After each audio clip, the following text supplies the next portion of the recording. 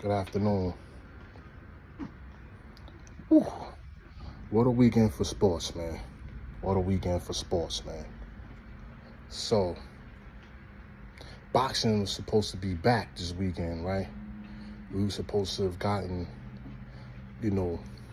some good fights. We were supposed to have a good card on Friday and Saturday. You had Cinco de Mayo, the Canelo, and Sunday we had Inoue, a fight that wasn't even really promoted too great, but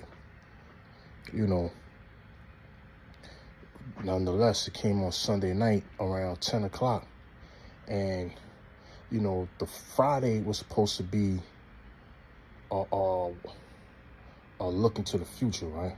And we damn sure got to look.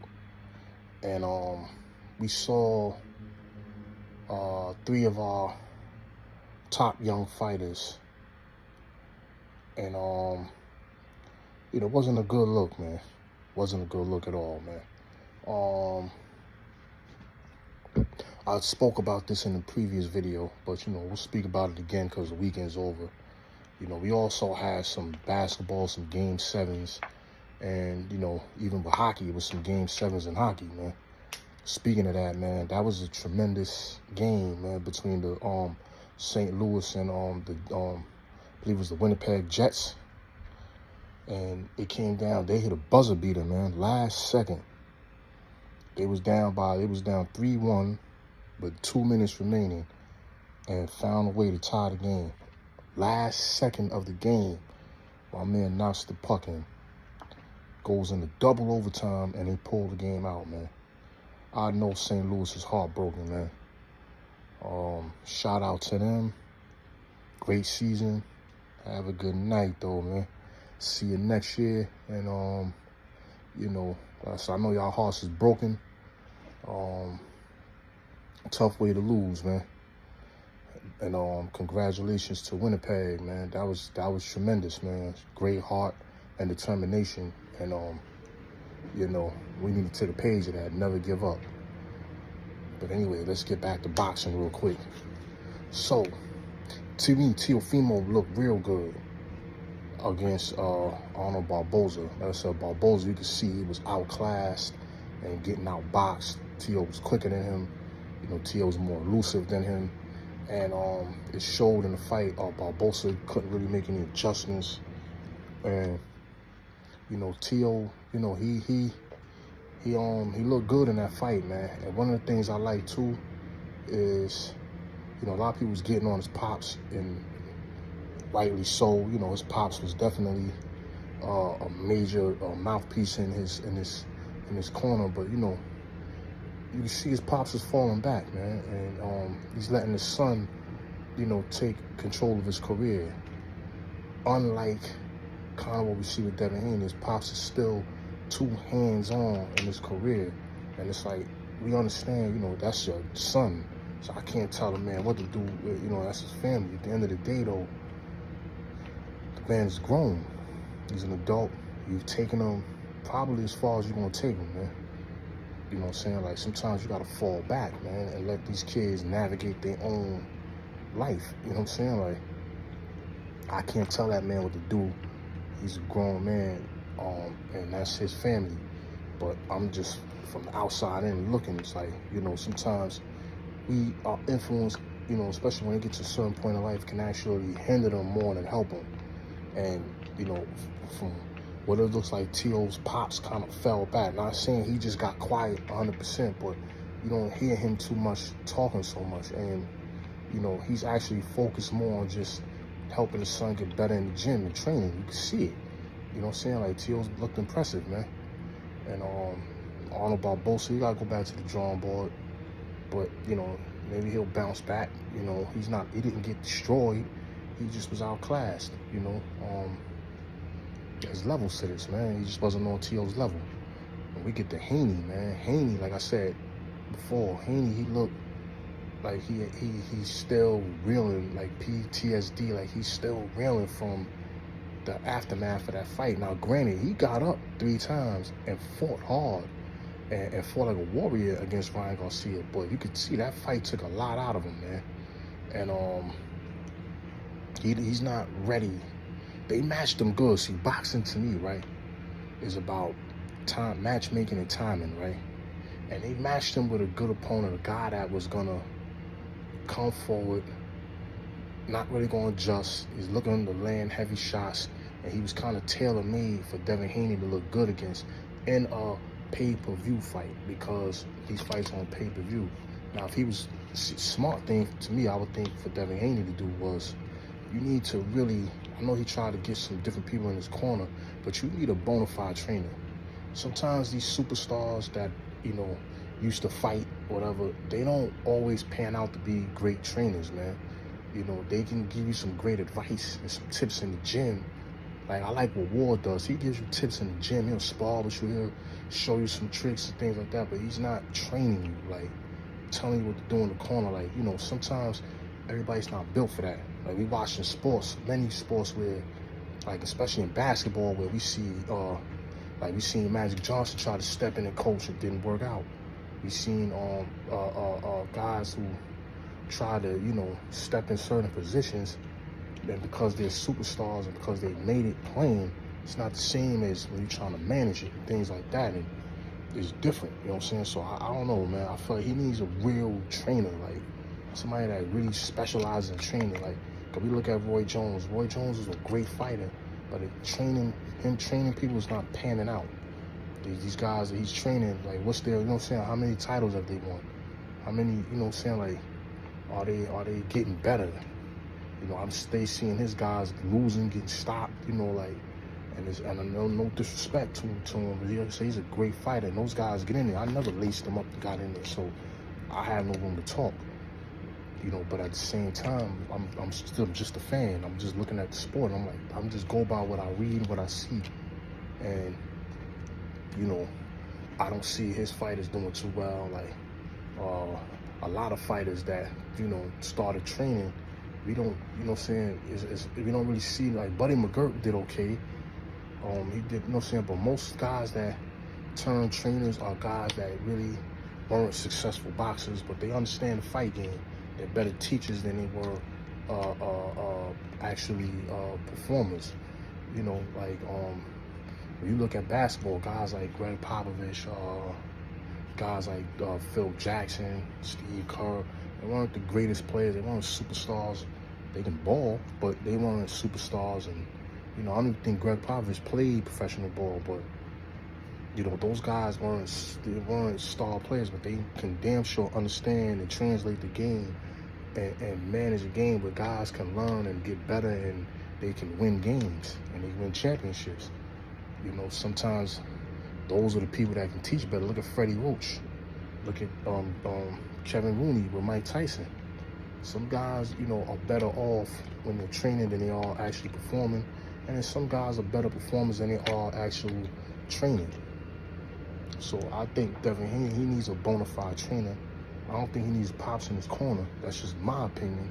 Like I said, that's his life, that's his pops. I don't disrespect nobody, and I'm not trying to disrespect his dad, but I just feel like, sometimes some people can take you as far as they can take you. And I'm not saying his dad needs to step all the way back, but maybe step back a little bit and let this kid control his own destiny, man. Because he's got to improve. He's got a lot of talent, but it's not translating in the ring the way it should be. You know what I'm saying? Don't get me wrong, he was doing great, and a lot of it was kind of fool's gold. He was, like I said, it's matchmaking and timing. So he fought Lomachenko at a time when Lomachenko was, on his way out. He's not really focused on boxing. He's got a war going on in his country. He's looking at these young guys and they're coming up, and he's like, you know what? He's in a bigger weight class, and he's just, Devin Haney was just too big for him. He was able to stand in the pocket. Lomachenko's not a big puncher, so he looked decent. He was able to bang on Lomachenko a little bit. Against, on the other side of that, he fought a couple of other guys who really kind of just stand in front of you and come forward. He wasn't really fighting like those guys that got like tricky styles and anything like that. The difference with Ryan Garcia was Ryan Garcia knows him. He's fought several times in the amateurs. They know each other. and Ryan allegedly had him hurt before or whatever, and so Ryan had that confidence, and then some of the flaws that Devin Haney had, like dropping his right hand and getting hit with that left hook, those things could have been fixed or should have been fixed a long time ago. And it kind of got exposed. So now when you see him fight this fight, it's like he's not trying to make any mistakes. He's not trying to lose. He's going in there not to lose, and he's not going in there to perform. Because he started hearing the rumors before that Ryan Garcia fight. He don't sit in the pocket. When he fought Kambosos, he did the same thing. He danced around. He didn't really engage too much the first fight with Kambosos. He stood on the outside with the jab. He really wanted off the jab and, moving. And Kambosos couldn't really catch up to him. He was too big and quick, and he couldn't catch up to him. The second fight, he kind of sat in the pocket a little bit more. He was a little bit more confident. But he still, she heard those rumors like, yo, if I want to sell tickets, I gotta be a little bit more assertive, So against Ryan, like I said, he never recovered. I don't think he ever recovered from that first left hook he got hit with, man. Like, I think that shit changed. Sometimes you get hit early and it could change how you fight. Some people, I view life like this, man. Sometimes when you get hit, it's two things gonna happen. Either you gonna get hyped and turn into an animal, or you gonna fold. You know what I'm saying? With Devin Haney, I'm not saying he folded, but we see the aftermath. Like, he don't want to engage. He's not confident yet. But like I said, that fight, if he would have stayed, if it wasn't a pay-per-view fight, he's one of those guys too that he don't want to start from the bottom again. He don't want to work his way back up the ladder, take a tune-up fight, or fight a couple of guys, off of pay-per-view. I don't think he has the contracts to do that, or the his ego won't let him do that. It ain't gonna let him go down and say, let me fight a couple of tune-up fights and get myself together. Jose Ramirez is kind of a tune-up fight, but it was just a big name, a fighter who's on the decline. Like I said, who's not going to really make a lot of adjustments. He's just going to come forward, looking to land heavy shots. And Haney, he knew all I do, stay on the outside, box, and when I get close, time up, don't let him get off. And he fought a safe fight. He fought not to lose, right? But if he wants to make any more money and get those bigger fights like he was in a position to before, he's going to have to change that style. He's going to have to get the confidence back and work on some things, man. On keeping your right hand up, work on those mistakes, and working on inside fighting, going back to the body, wearing opponents down, things like that. Defense, head movement, changing levels, angles. He's got some things that he can work on at a gym. I'm pretty sure Shane Mosley didn't teach him to go out there and just circle, because that's not how Shane fought. You know what I mean? So anyway, he got the job done. He won. Then we get to Ryan, man. Ryan, he like I said before, he was like a one-trick pony, man. If he can't land that left hook and you turn it into a boxing match, he's gonna be ineffective, man, if he's not hitting you with shots that hurt you. Where it's like, all right, a person's fighting hesitant. If you don't fight hesitant with him, and the way he rolled for him, like I said, me and my man was watching the fight, and I'm like, oh, he looked sharp, man. He looked real sharp, man. And in the first couple of jabs, seen him throw, I like it. He looked sharp. He's focused, and he came out, man, and he actually gave Ryan Garcia a slight boxing lesson. He kept his hand up, and even when he was fighting on a little bit of angles, he kept moving his head. He never stayed on line. Like, he kept, like coming after Ryan, with strategic attacks, and he was able to catch Ryan and put him down. And then once Ryan got clipped, that changed the fight for him. He wasn't this wasn't Luke Campbell in front of him. He's just somebody that hits hard, somebody that he knows, and he's like, oh shit, like, and you know, because of his ring rust and all that, and him not knowing how to make adjustments. That's why my last video I kind of compared him to Wilder. You know, like, not the lack of knowing how to make an adjustment when that power punch don't land, or if it's not putting the person out. What other moves can you do? And it's not in the toolbox like that. And you know, they was going up against a prize fighter that's skilled. So it's like, you know, he couldn't really adjust, man. And he couldn't really get into the fight the way he wanted to, and it was disappointing, man. Like I said, people getting on Turki, you know, Turki is the bag, man. He's just trying to make the fights happen. Some people gonna say, oh, he's trying to take over boxing, whatever. He's making fights happen. He's putting the money up. And the fighters, you know, it's their job to go in there and perform, man. You know what I'm saying? Like, he can't go in there and fight for them too. Like, he's putting up the money. They still have promoters, and they still, you know, doing their business, you know what I'm saying? And they just getting the payday. But at the same time, they got to go in there and perform, man. You know what I'm saying? So we can't get mad at him. You know what I'm saying? Like, he's just putting on the fights, man. And then we get to Inoue, man. See, Inoue, remember I said before, some people, when they get cracked, I mean, they either fold, or they gonna get up and get hype, and they gonna get busy. Inoue got up, he got cracked, and he got busy. Some people think Inoue is chinny. I don't think he's chinny. I just think that with him, he has flaws that could get him knocked out. Like, he can overcommit, and he leaves himself open, which he did against that dude, and that dude counterpunched him and put him down. Now, he fights a seasoned fighter or a slick fighter that doesn't stand in front of you, because like I said, remember, it's matchmaking and timing. A guy that's going to stand in front of you to make you look good, you know what I'm saying, or he's going to fight a guy that's going to make him miss and make him pay.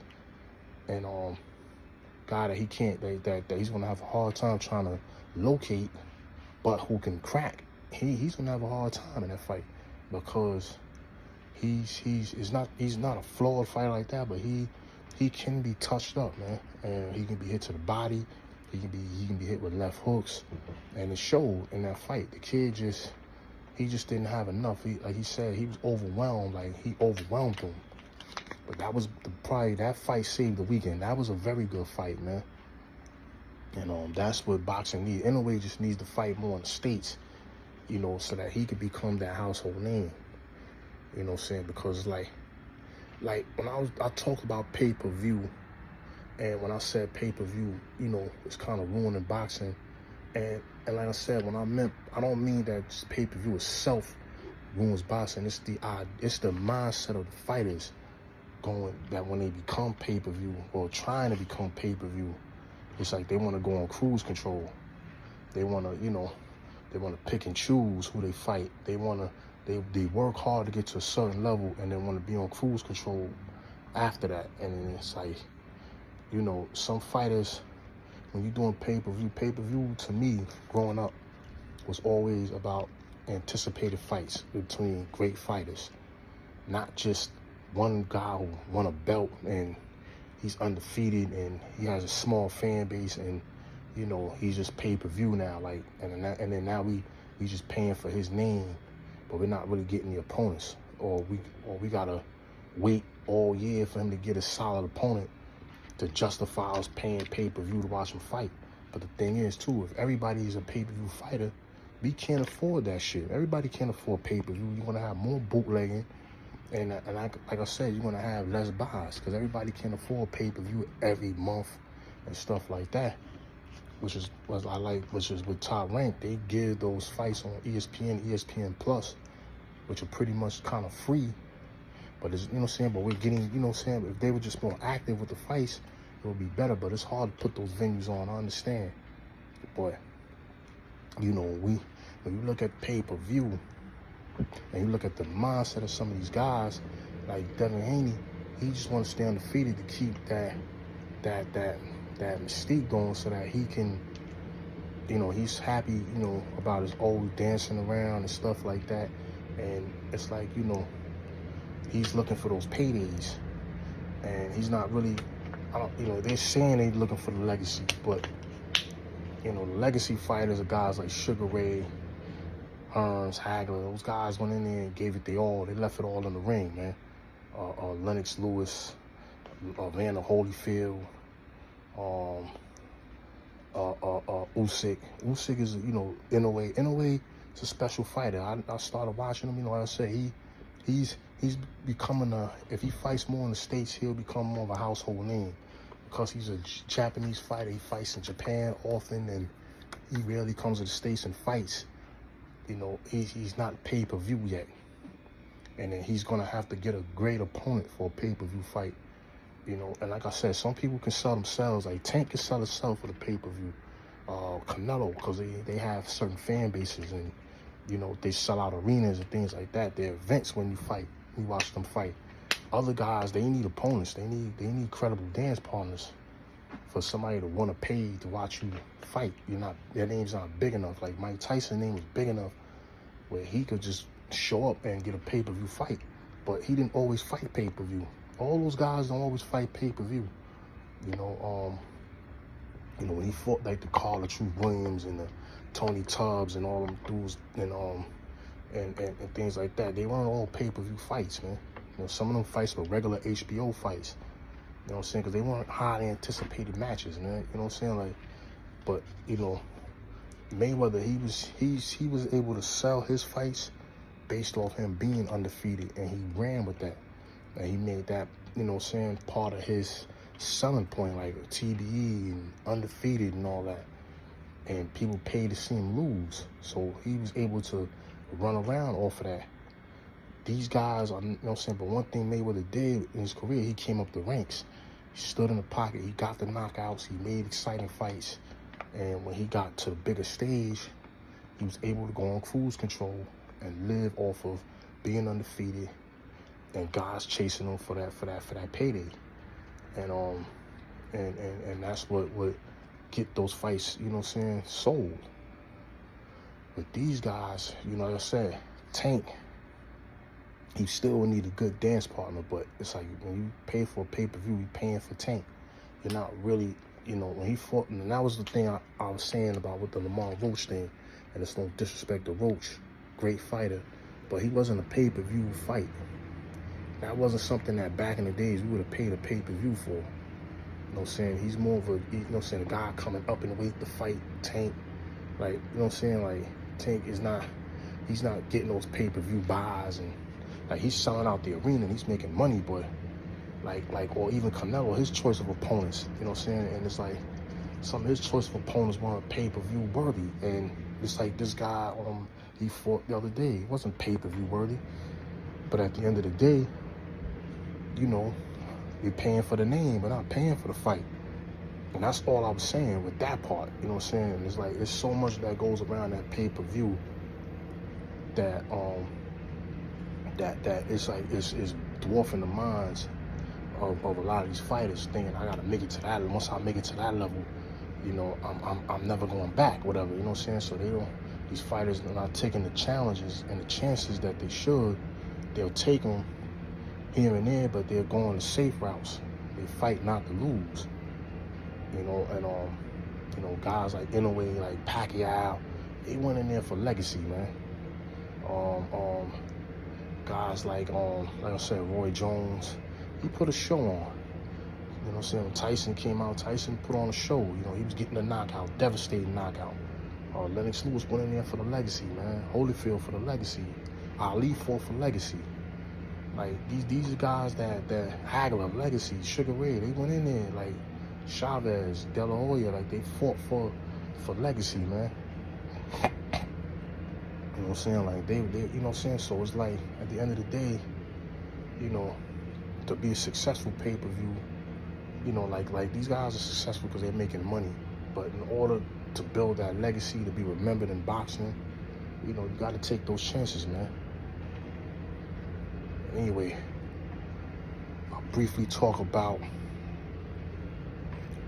the NBA this weekend, man. We had a couple of game 7s. Houston, man, they missing like if they have somebody like a Giannis and or even a Jaylen Brown and Drew Holiday on that team, they'd be a championship team, man. They don't have a closer, and that showed. They don't have a guy that can get his own shots, that can take the pressure away from the other guys. But they're a bunch of role players, and great role players, and budding young stars. But they need that closer out there. Like, even if they had like a Jimmy Butler, somebody that fits their attitude. Like, I know Kendrick Perkins said, get it Durant. His attitude don't fit that team. Like a Giannis personality fits that team, or Jimmy Butler or Jaylen Brown, like defensive guys that's gonna play defense. Not saying Durant don't play defense, but guys that prioritize defense and look to close the game out. You know what I'm saying? Like gonna have that energy at the end of the game to close it out. Like, they need those type of guys, those dog-like mentality guys. You know what I'm saying? Like, that's what they were missing, man. And then game 1 of the Cleveland-Indiana series. Indiana, they're looking good, man. Cleveland might be in trouble, man. I never really sold on Cleveland. They got Donovan Mitchell, but they don't. Like, I think that when that pressure get on, not saying he'll fold, but I don't know if he's built enough to carry a team to the promised land. I don't know, man. He's got to show it. You know what I'm saying? Like, but we damn sure gonna find out what Golden State is made of, because Ant-Man is the legend killer. And now he got another one in front of him, Curry. And he could possibly send Curry home. If he sends Curry and them home, and they get to those championships and he wins, whew, we may be in trouble, league. He gets that first championship. We may see a nice little run. And he's young, man. And, but I would love to see it. You know what I'm saying? Even if Curry wins his 5th one, I wouldn't mind it either, you know. Because Curry has carried this league with his play, you know what I'm saying? And, so I would love to see Curry get 5.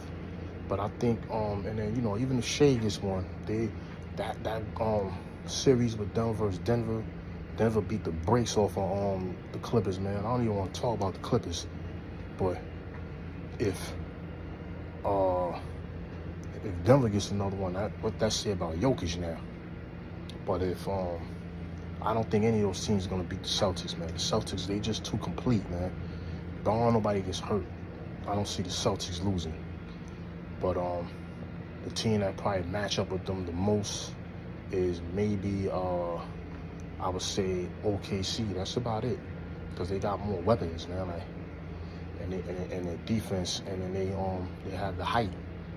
You know what I'm saying? Like, so Joker, when you put 2 guys on him, let's see how he does, because he's gonna have to deal with some size out there against OKC. Even though he dealt with Zubats and them, but they didn't have I don't think that the Clippers had enough shooters out there, to complement Kawhi Leonard and James Harden. He just can't win the big game with him, man.